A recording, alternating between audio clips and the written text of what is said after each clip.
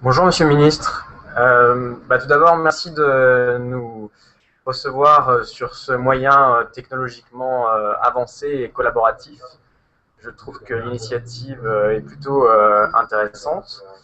Euh, alors, je vais juste en quelques mots vous dire que je représente un collectif qui s'appelle WeShare, donc Oui en français, Share en anglais, euh, pour à la fois l'accent sur la dimension française et nationale, mais aussi pour montrer qu'on a une vision tournée sur l'extérieur, disons. Ce collectif, il s'est intéressé il y a plus d'un an et demi à l'économie collaborative. Donc, c'est une économie issue d'Internet qui transforme l'ensemble de la chaîne de valeur de l'économie via les dynamiques de collaboration. Donc, ma question, elle touche notamment à cette économie émergente. On voit aujourd'hui émerger de nouveaux lieux de fabrication qu'on appelle Fab Lab.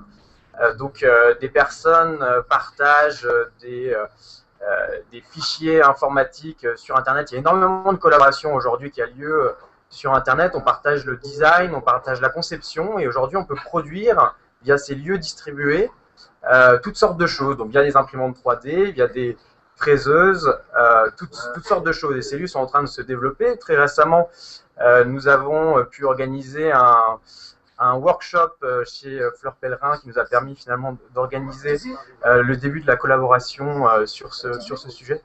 Et je suis dans un cybercafé à Londres, d'organiser la collaboration sur ce sujet. Et je voulais justement savoir comment vous voyez l'émergence de ces formes d'innovation collaborative. Est-ce que vous avez l'intention de les soutenir? Est-ce que vous avez l'impression qu'il s'agit véritablement d'une troisième révolution industrielle? Et au-delà finalement des formes traditionnelles d'industrie, est-ce que là on ne voit pas émerger de nouvelles formes d'industrie plus collaboratives et plus distribuées? D'abord, je voudrais vous dire que il y a peu de temps, il y a un grand journal américain qui a titré en montrant une imprimante 3D, cette machine va changer le monde, et je crois que ce titre n'était pas du tout excessif. Dernièrement, sur la scène de Bercy, où nous invitons chaque mois des jeunes entrepreneurs, ou pas d'ailleurs, enfin des entrepreneurs naissants, à venir raconter leur aventure humaine, créative, industrielle, technologique. Et dernièrement, un jeune entrepreneur à la tête d'une ETI a raconté pour quelles raisons il avait racheté une des entreprises qui détenait la machine imprimante 3D la plus moderne au monde et qui se trouvait en France. Et il est vrai que le ministère dont j'ai la charge est intervenu pour lui suggérer de le faire, car nous ne souhaitions pas que cette technologie très innovante, à l'avant-pointe du progrès, parte sous contrôle de capitaux qui n'étaient pas nationaux.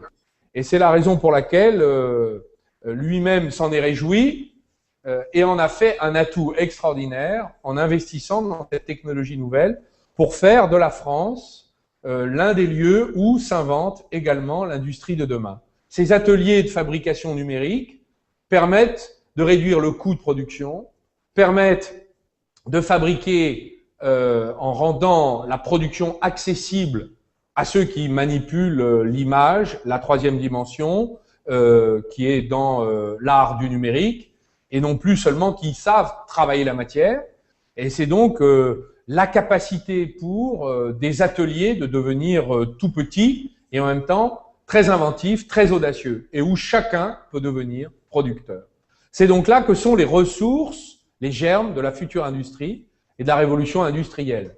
Car partout, dans tous les secteurs, les grands constructeurs automobiles, par exemple, dans l'aéronautique, dans les secteurs les plus innovants, ils s'inventent tous les jours des procédés nouveaux destinés à diminuer les coûts, économiser la matière, réduire les consommations d'énergie.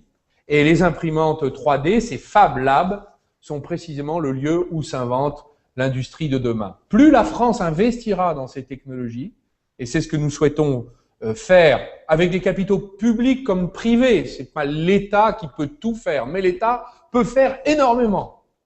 Eh bien, nous pensons que nous serons en mesure de répondre aux défis de la troisième révolution industrielle avec tous ceux qui croient dans la France. Et vous en faites tous ici partie.